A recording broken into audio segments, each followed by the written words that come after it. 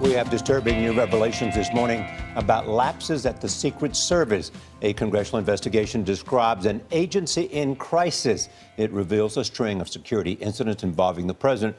Margaret Brennan is at the White House with details of those breaches. Margaret, good morning.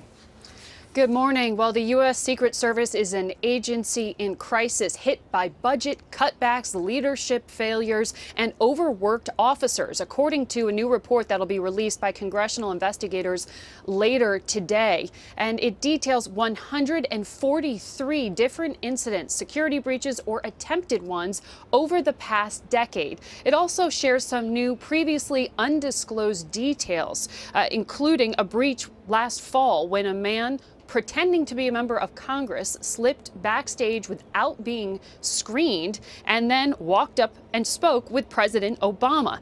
Investigators say the root of these problems and the greatest threat to the Secret Service right now is simply a staffing crisis.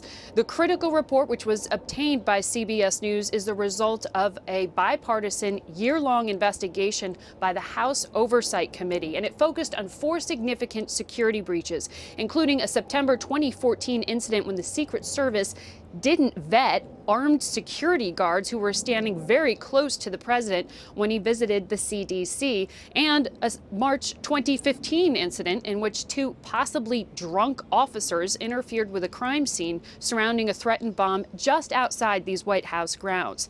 You know, Charlie, all of this comes in the wake of a series of high-profile scandals and incidents that have driven morale at the Secret Service to an all-time low.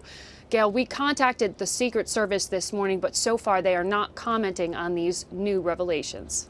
Got it, Margaret. There are so many hardworking men and women of the Secret Service Department, but clearly there's work to be done there. Thank you, Margaret, very much.